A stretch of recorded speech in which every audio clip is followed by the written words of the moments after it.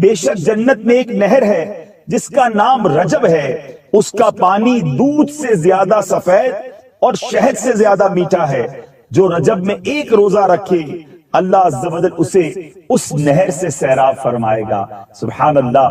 تو خوب روزے رکھنے ہیں۔ درود پاک کتنا خوبصورت، کتنا پیارا، کتنا نرالا وظیفہ ہے۔ آج آپ کو ایک حدیث سناتا ہوں، اور مجھے لگتا ہے کہ اس حدیث کو جب آپ سنیں گے تو ہم میں سے بہت سارے لوگ بھی شاید اسی طرح کی تکلیف میں شکار ہوں گے۔ حضرت سہل بن سعد کہتے ہیں کہ ایک شخص نبی پاک علیہ السلام کی بارگاہ میں حاضر ہوا، اور حاضر ہو کر اس نے عرض کی، غربت کی، اپنے ہاتھ تنگ ہونے کی شکایت کی کہ گزارا نہیں ہو رہا، غربت ہے۔ میں حدیث کا مضمون سنا رہا ہوں، تو ہو سکتا ہے یہاں بھی یا مدنی چینل کے ناظرین میں کچھ ایسے لوگ ہوں جو جن کو تنگی ہو، اپنے پیسوں میں، معاملات میں کمی ہو جاتی ہو، مال کم ہو، غربت کا شکار ہو۔ غور سے سنیں پیارے آقا علیہ السلام نے کیا فرمایا۔ آج کل لوگ کہتے ہیں کوئی وظیفہ بتائیے، نبی پاک علیہ السلام نے صحابی رسول کو وظیفہ بتایا۔ پیارے آقا علیہ السلام نے فرمایا، جب تم اپنے گھر میں داخل ہو تو سلام کیا کرو، خواہ کوئی شخص ہو یا نہ ہو، خالی گھر بھی ہو نا تو گھر میں جاتے ہی سلام کیا کرو، پہلی بات۔ پھر آقا نے فرمایا ثم سلم علیہ، نبی پاک نے فرمایا اس کے بعد مجھ پر سلام پیش کیا کرو، یعنی پہلے گھر جا کر السلام علیکم ورحمۃ اللہ وبرکاتہ، پھر فرمایا مجھ پر سلام پیش کیا، پھر فرمایا پھر ایک بار سورہ اخلاص پڑھا کرو۔ تین باتیں ہیں، گھر میں جائیں گے پہلے کیا کریں گے؟ سلام کریں گے، پھر کیا کریں گے؟ درود پاک پڑھیں گے، پھر کیا کریں گے؟ سورہ اخلاص۔ اس شخص نے بھی شروع کر دیا، نبی پاک کے پاس آیا تھا، حضور غریب ہوں، پیسے پورے نہیں ہوتے، گھر والوں کو تنگی ہے۔ نبی پاک نے وظیفہ دیا، گھر جانا، جب بھی گھر جاؤ پہلے سلام کرو، پھر مجھ پر درود پڑھو، اور پھر سورہ اخلاص پڑھو۔ اس شخص نے یہ وظیفہ کرنا شروع کر دیا۔ حدیث کے الفاظ ہیں، اللہ عز و جل نے اس کا رزق اتنا بڑھا دیا حتیٰ کہ اس کے پڑوسیوں اور رشتہ داروں پر بھی رزق کے دروازے کھول دیے۔ فقط اس کا کام نہ بنا، وظیفہ اس نے پڑھا، رشتہ دار بھی خوشحال ہو گئے، پڑوسی بھی خوشحال ہو گئے۔ تو اے میرے میٹھے اسلامی بھائیوں، مدنی چینل کے ناظرین، اگر تکلیف میں ہیں پریشان نہ ہوں، نبی پاک پر درود پڑھنا یہ کب کب کہاں کہاں کیسے کیسے کام آتا ہے، آپ سنتے جائیے، ایمان تازہ ہو جاتا ہے۔ تو اب یہ وظیفہ یاد رکھیے گا، جب بھی گھر جائیں پہلے سلام کریں، اس کے بعد درود پاک پڑھیں، اور پھر سورہ اخلاص پڑھیں، انشاءاللہ برکتیں نازل ہوں گی۔ آئیے محبت کے ساتھ باواز بلند درود پاک پڑھ لیجئے۔ صلو علی الحبیب صلی اللہ تعالی علی محمد صلی اللہ علیہ وسلم۔ پیارے آقا علیہ السلام کی حدیثوں میں بہت خوبصورت ٹاپکس ہوتے ہیں۔ آپ نے کئی بار یہ سنا ہوگا کہ نبی پاک فرماتے تم میں بہترین وہ ہے، بیسٹ امنگسٹ یو، اور بہت ساری حدیثیں ہیں۔ کہیں اخلاق پر بات کی ہے، کہیں والدین اور فیملی کے لیے بات کی ہے، کہیں قرآن پڑھنے والے کے لیے فرمایا کہ بہترین وہ ہے جو قرآن سیکھے اور دوسروں کو سکھائے۔ یہ ایک پوری سیریل ہے، یہ حدیث پاک کا ایک پورا مجموعہ ہے جس میں نبی پاک علیہ السلام نے جگہ جگہ فرمایا کہ تم میں بہترین وہ ہے۔ مگر آج میں ان حدیثوں میں سے چند حدیثیں پیش کروں گا، اور اللہ کرے کہ اس میں سے ہم کچھ سیکھنے میں کامیاب ہوں، کہ جس میں نبی پاک علیہ السلام نے فرمایا کہ وہ ہم میں سے نہیں، یعنی وہ شخص ہمارا اس سے کوئی تعلق نہیں ہے، ہمارے اندر وہ نہیں ہے جو اس بری عادت کا شکار ہے۔ تو آج دیکھنا ہے، چیک کرنا ہے کہ کہیں کوئی ایسا کام تو زندگی میں نہیں کر رہا کہ نبی پاک نے اس کام کرنے والے کے بارے میں یہ فرما دیا ہو کہ وہ ہم میں سے نہیں، کیونکہ جس کو آقا نے فرما دیا ہم میں سے نہیں، اس کا بننا کیا ہے، اس کا بچنا کیا ہے؟ پھر تو کوئی اس کا حامی نہیں نا۔ امیر اہل سنت اپنے ایک شعر میں لکھتے ہیں نا، سبھی ٹھکرا چکے گر تم بھی مجھ سے ہو گئے ناراض، قسم رب کی کہیں کا نہ رہوں گا یا رسول اللہ۔ آقا راضی ہیں تو رب راضی ہیں، اگر نبی پاک ہی ناراض ہو گئے تو پھر بچنا ہی کچھ نہیں ہے۔ سیدی اعلیٰ حضرت امام اہل سنت یہ فلسفہ ایک ہی شعر میں سمجھاتے ہیں، اگر سمجھے کوئی، بخدا خدا کا یہی ہے در، نہیں اور کوئی مفر مکر، جو وہاں سے ہو یہی آ کے ہو، جو یہاں نہیں وہ وہاں نہیں۔ آقا راضی نہیں تو پھر رب کے یہاں کوئی مقام نہیں ہے۔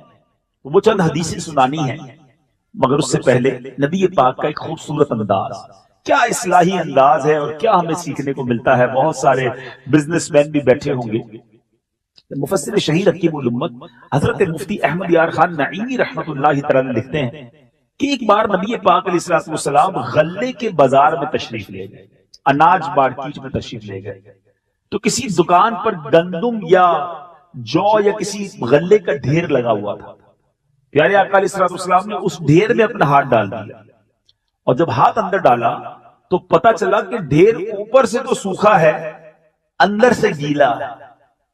سرور کائنات علیہ السلام نے اس غلے والے سے فرمایا کہ گیلے غلے کو ڈھیر کے اوپر کیوں نہ ڈالا، تاکہ لینے والے کو پتا چل جائے کہ جو غلہ ہے وہ گیلا ہے، بھاری ہوگا نا، وزن اس کا زیادہ ہو جائے گا، اوپر سوکھا نیچے گیلا. آقا علیہ السلام نے فرمایا من غش فلیس منا، جو دھوکہ دے وہ ہم میں سے نہیں. میرے بیچ اسلامی بھائیوں، یہ پہلی حدیث ہے جو آج اس بیان میں میں نے اور آپ نے سیکھنی ہے. اب یہ سمجھنے والی بات ہے کہ اگر مال میں کوئی عیب ہے، ہماری پروڈکٹ میں کوئی خرابی ہے، تو اسے بتا دینا چاہیے کہ بھائی اس میں یہ کمزوری ہے. مگر آج سچ بتاؤ کیا ذہن ہوتا ہے کاروباری لوگوں کا. ہو سکتا ہے یہ دکاندار بھی بیٹھے ہوں گے، بلکہ آج تو بندہ ہی وہ رکھا جاتا ہے کسٹمر سروسز کے لیے جو جس کو کہتے ہیں سیلز مین، کہ وہ گھٹیا مال جو ہے کسی طرح اپنے گاہک کو بیچ دے، اے بتا کر A1 بتا کر کسی طرح قسمیں کھا کر بیچ دیتے ہیں. ہمارے ساتھ بھی ہوتا ہے، کبھی کسی دکان پہ جاتے ہیں، اس کو پوچھتے ہیں بھائی کلر تو پکا ہوگا، بولا بالکل پکا جناب، سلائی بالکل پکی، کوئی مسئلہ ہی نہیں، میڈ ان فلاں کی مہر بھی لگا دی. اور جب گھر آ کے دیکھتے ہیں تو سب تمام چیزیں اس میں سے خراب نکل رہی ہوتی ہیں. آج فروٹ والے کا کیا حال ہے، فروٹ لینے جاؤ، ہم اپنی آنکھوں کے سامنے فروٹ لیتے ہیں، اور لیکن جب اس کو موقع ملتا ہے تو وہ ہماری تھیلی کے اندر چند گھٹیا پھل ڈال دیتا ہے. یہ چند سکوں کی خاطر کیوں روزی حرام کر رہے ہیں؟ سوچئے، نبی پاک کا یہ جملہ ڈرانے کے لیے کافی ہے. میری بات اگر میں سمجھا سکوں، ایک تو حرام کمانا دھوکہ دے کر وہ الگ حرام ہے، لیکن جس کے بارے میں آقا فرما دے وہ ہم میں سے نہیں، وہ جائے گا کدھر، وہ بخشوائے گا کیسے اپنے آپ کو، وہ شفاعت کیسے لے گا؟ اگر قیامت کے دن نبی پاک نے فرما دیا کہ تم دھوکہ دیتے تھے، جاؤ ہم میں سے نہیں، ہم کدھر جائیں گے؟ چند سکوں کی خاطر جھوٹ بولنا چھوڑ دیجئے، چند سکوں کی خاطر بھئی کسی طرح میرا یہ مال بک جائے. ہمارے بزرگان دین اگر غلطی سے کوئی مال، حضرت امام اعظم ابو حنیفہ کے بارے میں آتا ہے کہ آپ کے ایک سیلز مین نے، آپ نماز پڑھنے گئے، ایک ایسا مال تھا جس میں عیب تھا، اس بندے نے بغیر وہ بات بتائے اپنے گاہک کو بیچ دی. آپ آئے تو پتا چلا کہ وہ مال بک گیا ہے، عیب بتایا، حضور نہیں بتا سکا، مجھے نہیں پتا تھا یا میں نہیں ڈیفائن کر سکا. آپ نے اس دن کی جو سیل ہوئی تھی ہزاروں درہم کے اندر، وہ سارے کے سارے پیسے اللہ کی راہ میں خیرات کر دیے کہ 1 روپیہ میرے پاس حرام یا غلط بیانی کر کے نہ. ایک وہ لوگ تھے، اور آج صبح و شام پلاننگ ہی ہو رہی ہوتی ہے، کسی طرح کوئی دھوکہ دے کر ٹویسٹ کر کے کوئی بات گھما کر اپنا گھٹیا مال بیچ دوں. بس اتنی قسمیں کھاتے ہیں، اتنے وعدے کرتے ہیں، میری خرید اتنے کی ہے. مجھے تو آج تک سمجھ نہیں آئی کہ جب مارکیٹ میں جا کر کوئی چیز خریدنے جائیں، کہتے بھائی کتنے کی ہے، کہ بھائی 500 روپے کی، 400 کی دو گے؟ ارے جناب میری خریدی 450 کی، آپ کو 400 میں کیسے دوں گا؟ قسمیں کھانے لگ جاتے ہیں، اور جیسے ہی دکان چھوڑ کے جائیں تو 400 میں دے بھی دیتے ہیں. کیا ہمیں سمجھ نہیں آ رہا کہ آپ نے پہلے جھوٹ بولا تھا؟ کیوں جھوٹ بولنا ہے، کیوں قسمیں کھانی ہے؟ یاد رکھو میرے جتنے کاروباری لوگ یہاں سن رہے ہیں، اچھا اب پرابلم کیا ہے؟ ایک تو ہم کہیں نا جناب پیسے والا ہی دھوکہ دیتا ہے. افسوس تو یہی ہے کہ چھوٹے آدمی کو بھی موقع ملتا ہے، غریب کو موقع ملتا ہے، تو وہ بھی دھوکہ دینے سے باز نہیں آتا. نہ کریں ایسا، کسی کی ہائے لگ جائے گی. بعض اوقات لوگوں کے پاس ان کی جمع پونجی ہوتی ہے، لوگ چھین لیتے ہیں، دھوکہ دے کر وہ لے لیتے ہیں. کدھر جائیں گے؟ تو میرے بیچ اسلامی بھائی ایک بات یاد رکھیے، جو میرے نصیب میں ہے نا وہ کوئی چھین نہیں سکتا، اور جو میرے نصیب میں نہیں وہ مجھے کوئی دے نہیں سکتا. جو آپ کے نصیب میں لکھا ہے وہ مل کر رہے گا، آپ کے گھر پہنچے گا. اللہ کرے وہ اعتقاد، وہ توکل نصیب ہو جائے. آئے دن اسکینڈل پکڑے جاتے ہیں، حیران ہو جاتا ہے انسان کہ اتنا بھی انسان گر سکتا ہے. دوائیوں میں ملاوٹ، بلکہ پچھلے دنوں پتا چلا کہ جو بلڈ لگایا جاتا ہے مریض کو، جو خون لگایا جاتا ہے، خون تو آلموسٹ ڈینجرس کنڈیشن میں ہی لگایا جاتا ہے نا، مگر اس وقت اس خون لگائے جانے والے میں بھی خون میں ملاوٹ ہوتی ہے. مرنا نہیں ہے، اللہ کو جواب نہیں دینا. خون میں ملاوٹ، دوائی میں ملاوٹ، بچوں کی خوراک میں ملاوٹ. جن بچوں جو بالکل نوزائیدہ بچے ہیں جن کی جان چلی جائے گی آپ کی اس ملاوٹ کی وجہ سے، مگر نہ جانے کون سا پردہ آنکھوں کے سامنے آ گیا ہے. کیا کرو گے چند سکوں کا؟ جھوٹ بول کر، دھوکہ دے کر، اس کا کوئی فائدہ نہیں ہے. اچھا، صرف یہ جو حدیث پاک ہے یہ ایسا نہیں صرف کاروبار کے لیے ہے. دھوکہ زندگی کے کسی بھی موقع پہ نہیں دینا نا.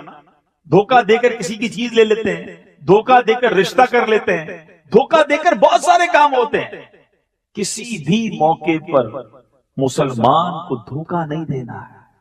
مسلمان دھوکہ دینے والا نہیں. من غش فلیس منا. اللہ کرے کہ اس حدیث سے میں اور آپ ڈر جائیں. واقعی میں آج وہ حدیث سنانے آیا ہوں. نبی پاک فرماتے مجھ سے نہیں تو بندہ کرے گا کیا، جائے گا کس کے پاس؟ سیدی اعلیٰ حضرت سمجھاتے سنو، سنتے ہیں کہ محشر میں صرف ان کی رسائی ہے، ان کے سوا کوئی نہیں ہوگا. وہی تو بخشوائیں گے، وہی شفاعت کروائیں گے. اور اگر انہوں نے کہہ دیا کہ جاؤ تم ہم میں سے نہیں تو ہم کدھر جائیں گے؟ سنتے ہیں کہ محشر میں صرف ان کی رسائی ہے، گر ان کی رسائی ہے لو جب تو بنائی. کبھی زندگی میں کسی کو دھوکہ مت دے دیا ہے، معافی مانگو، لوٹا دو اس کو، بتا دو اس کو غلطی ہو گئی، میں نے آپ سے جھوٹ بولا تھا، میں نے آپ کو یہ غلط بیانی کر کے دیا تھا، آج معافی مانگ لو.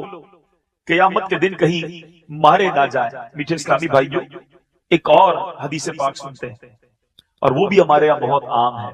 ماشاءاللہ یہاں نمازی بھی بیٹھے ہو.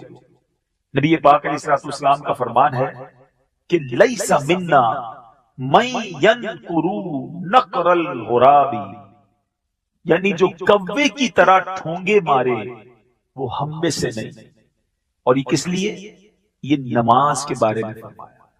یہاں حضرت سیدنا عبد الرحمن بن شبل رضی اللہ عنہ بیان کرتے ہیں کہ رسول پاک علیہ السلام نے کوے کی طرح ٹھونگے مارنے، جانوروں کی طرح بازو بچھانے اور آدمی کو مسجد میں اپنی جگہ مقرر کر لینے سے منع فرمایا ہے، جیسے اونٹ اپنی جگہ مقرر کر لیتا ہے.